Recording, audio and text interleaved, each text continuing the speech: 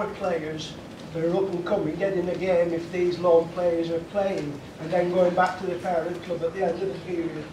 I understand the argument, but there's also a balancing act by winning football matches, which you all want us to do, and normally it is that we try to sign players on loan that we potentially don't have in our squad at the moment, but then we try to, with the players that we're taking on loan, or players that potentially could become our own, like Dempsey and Wes. So it is a balancing act, but at the end of the day everybody wants to win football matches. If we would just be, if we wouldn't win, we wouldn't be this calm sitting here today, I'm quite certain. So it is a balancing act. We do want to have everyone our own players, but we are a development team. We have a lot of young players. It takes time, and they need to be supported by players that potentially have a little bit more quality, a little bit more experience, for them to have the ability to come in for 10, 15 games a season, even 20 or 30. It's taken Ashley Hunter 3 years to play 30 games in a season. So it is a far away from where we take the players and where we compete at the moment. We're competing against huge clubs with population. The stadiums are bigger than our population. So we need to be very balanced of the quality that we bring in, and then also the timing when the players are the right time to step in. Like fantastic to get Ashley Madison. It's taken 1 year for Ashley Madison to get 3 minutes, but the gap of how we are moving is at such a speed that it takes time for these players to get through, and I'm quite certain we don't want to substitute winning matches and walking away from Highbury with 3 points and a relaxing weekend rather than fighting for tough games again and again. But I understand your point. I would love if we had every player that was our own, but we can't afford the players that others can afford. So we have to use the loan system smartly, because we don't pay the full wages for those players. So we have to find the right clubs that are willing to give us the players, that want to work with us, and so hopefully it will balance itself out, and we'll keep on being successful. I think for our club, what we try to do is the most difficult thing in football, because we are not throwing money at ready-made players to try to force ourselves out of that league. That's point one. We are not having budgets like the big teams, so we're calling us a development club where we're going for players with the best years ahead, but we also want to win football games, and we also want to be competitive. And after last season, our own expectation and the expectation from you guys is rising, and we have to be also honest that the club moving in that speed, that from our under 18s, under 16, under 18s development team, there's maybe each year one player can maybe make it because of the expectation you guys have on us and we have on ourselves. So the club is now doing a very difficult split between development and getting results, and that is very, very difficult. On another side is we taking players on loan to minimize the percentage of failure, because we're having those players over time with us. We know all about their ability, we know all about their character, we know all about their mentality, we know all about their ambitions, and then we can sign them on when we are lucky, when we can offer them something apart from money. What they say, you know what, for the next 3 years I want to go to Fleetwood to be a better player. But to sell that into those players, you need time. Yeah? And also we have the duty to develop our own. And that is not easy, to get everything under one hand. Another question from the same person. This is from Joseph.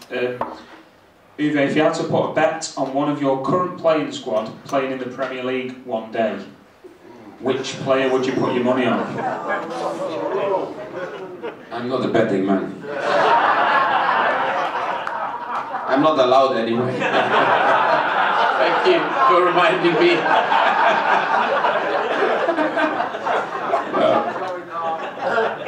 No, I'm not a betting man, and only thing I can say is we have a good group of talented players. How far they we go, every player decides by himself. In football, you also need a little bit luck on your side. You need to be at the right time at the right place and make the right impression, stay injury free.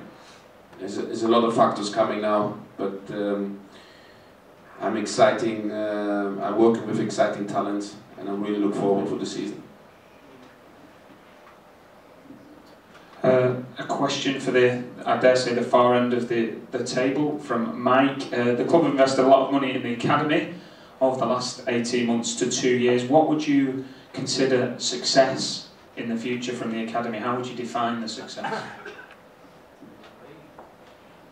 Well, obviously, the longer term success, naturally, it's developing players who are fit and able and robust enough to play for Fleetwood Town's first team. An awful long journey.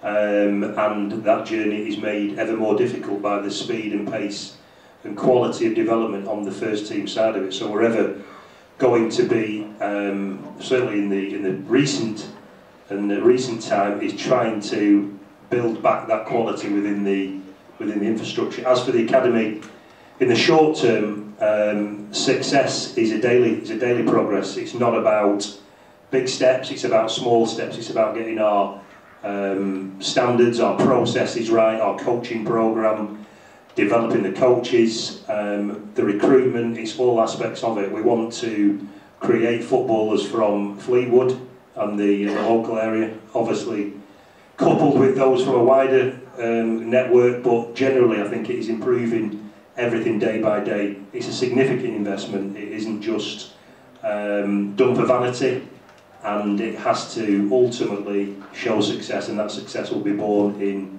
the longer term. We won't see much shorter term success other than where we fall a little bit lucky with Billy Crellin as an example, and hopefully with one or two examples who will shine through very quickly in the earlier years. But I think it's a longer term project that we see, and we see our geography in this particular instance as maybe a competitive advantage. Blackpool's academy is dwindling in its quality. Preston struggles with the catchment area and who they have to fight with where they are. So I think we can develop people from the Fylde coast. I'm sure we can. Gretar comes from a country of 300,000 people, and we know how well they did in the European Championships from such a small nation. So I think from that side, with the facilities we've got, with the quality people around there, yes, with the first team doing well alongside that, we can, I believe, in time start to develop people in our own surroundings if we do everything right and we get a lot of people doing and pulling together in the right way. So long-term progress, we'll see longer-term success, but in the short term, it's just about getting things better day by day. And if we do get one or two gems who come through early, fantastic. But it is that day-to-day eagerness to progress. And hopefully one day we'll get somebody to called up for the England under-18s. One for Andy.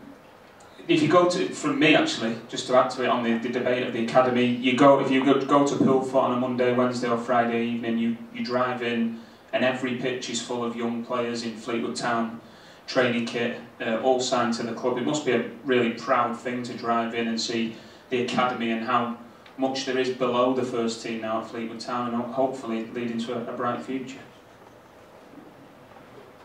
Yes, absolutely. It gives me personally enormous pride to see so many kids wearing the colours of Fleetwood Town Football Club.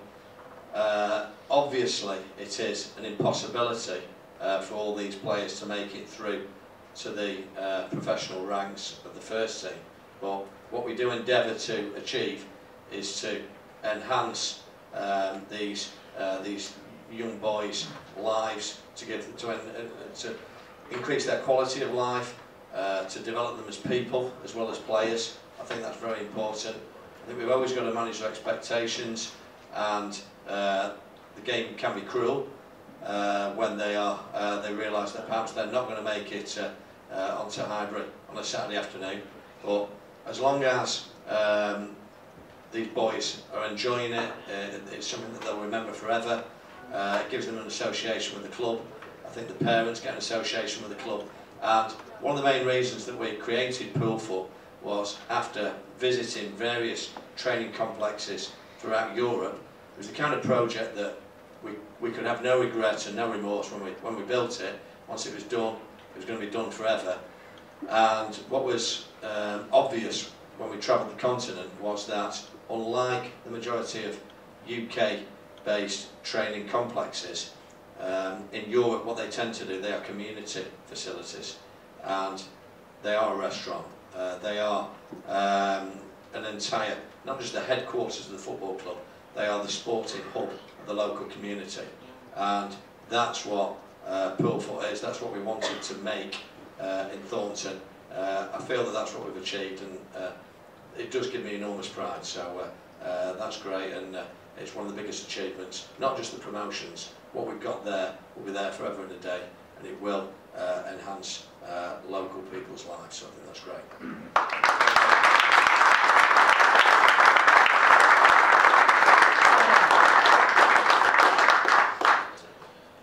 Any questions in the room?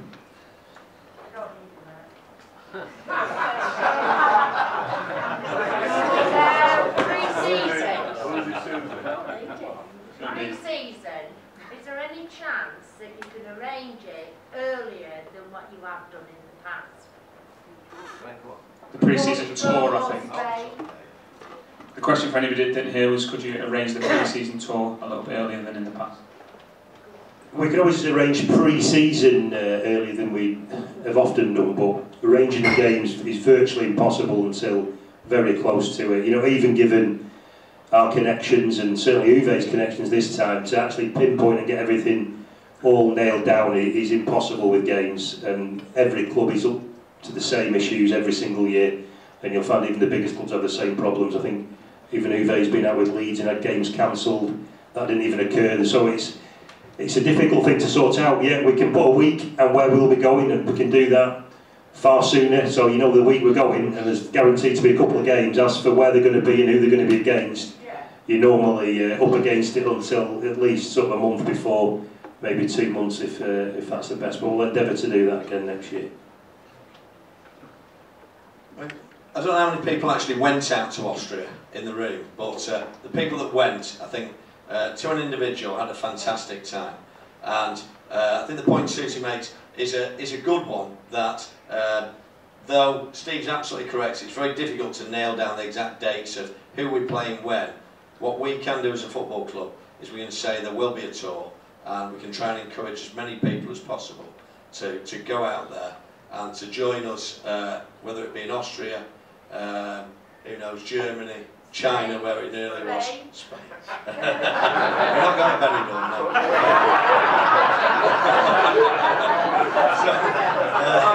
So, point taken, yes, what we'll do is we'll advertise it much earlier, and we will try and assist as many people as possible to go away with us next season, 100%.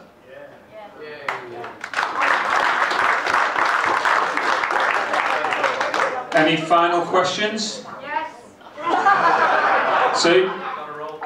The Lincoln Gins Bar, what's happened to that again? Is that the live stream? A what? Technically known as the live streaming house, Sue, yeah. It's not working properly, no. Why? I'm not, unfortunately, a technician, but we are on with it. We've started a process of improving the TVs around the place. We've started with the Parkside. They don't work. The Parkside, absolutely, you'll see crystal clear now, but the work which has gone on has affected the link between both, because it comes from here, it goes from over there into the cabinet over there and over there, so it takes a long route to get to Jim's Bar. Why it does that, I don't know. It does, and we are trying to fix it, and we are aware. And hopefully the next game will be sorted.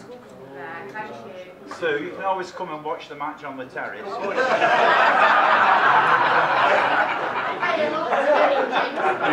One question down here. Just a quick question. A number of seasons ago you used to have family fun days and things like that. They seem to have stopped, and we seem to have lost a little bit of that family friendly atmosphere. that we used to generate in the club. Used to enjoy coming down to it. You had a kind of a legends match which Steve, I know you were goalkeeper for, and things like that. So are we going to reintroduce those kind of things again?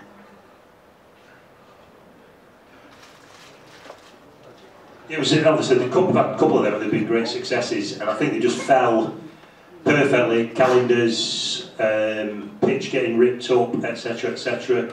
I think sometimes it's difficult to plan because we don't know when our season will end, which is often the problem. But I think it's a positive if we can squeeze one in, and I know we're always trying to do that where it suits. I think we tried to do something at Poolful once, didn't quite pull it off. But it's often around where we're going to be. Obviously this year we ended up in the playoffs and we get wrapped up in a lot of that and the dates don't sit. But yeah, I think if we could put one on, definitely it's a thing to do because they were great events throughout. And I know Martin Booker does a great job and enjoys putting them on, and the team do, so it's not something we just shy away from.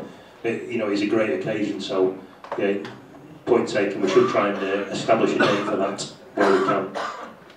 In a moment I'm going to ask Uwe and Andy for some final thoughts, so I'll give them a bit of a warning on that. But in the meantime, any final questions?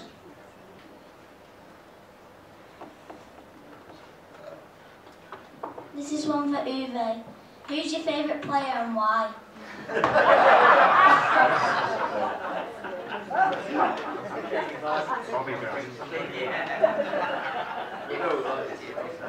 I love them all. No, I have to say David Ball was a player who left us. We tried everything to keep him. That was a player, not because he played for Manchester City. That was not the main reason. I just felt he was a player who was thinking like a coach, who could play several positions on the pitch. He was always giving his best. He was very effective for us in a way. He was good in the dressing room. He was a great example on the training pitch. So he ticked so many boxes. And I have many David Balls now in my team, so I don't want to name them because I don't think I do the rest of my lads justice. I think the key is we are a very good group. We're working very hard, and we have a good spirit around us. I think there's a good communication between the coaches and the players, and the most important thing is the players who really want to do well, and I can't ask for any more than that. So yeah, I'm just going to hand the microphone for some final thoughts, hopefully get a message to the supporters from both Andy and Uwe. So we'll start with the chairman. Have you got a final message for the Fleetwood fans ahead of the season? All I would say is we've got a very exciting adventure ahead of us, and bear with us. There will be bumps and scrapes along the way. We need your support. I think you need to be very mindful that we've got a very young team, and you can see the difference that confident players produce performance-wise. So please be mindful of that. Let's get behind them rather than get on the backs, and I think the future is what we make it. I think we're all in this collectively, and if we all pull in the same direction, then we can have another fantastic season, and it really does make a difference to your support. And particularly, as I say, just get behind them if they do make a mistake, and let's stick together.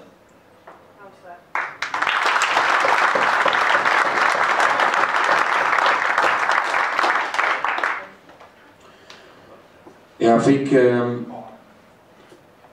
we're talking about the away support we had last year and how the away support increased. And I remember Scunthorpe away when we filled the whole block, and we won that game against one of the big spenders in the league, and the atmosphere in the dressing room afterwards, and the satisfaction through all people who've been involved, including the chairman, seeing so many people coming to our away games now, supporting us through thick and thin. Last season we was capable of give a lot back, and our intention is this year to do exactly the same thing, with probably, hopefully, with a little bit better outcome in the end. But like I said, we need support from thick and thin. There will be times against Wimbledon second half where things not going our way, but it's not bad to have a bad day winning 2-0. So please stick by us, support us, and I'm sure we all together will improve, and that is all we're looking for, improve each year and be a better football club.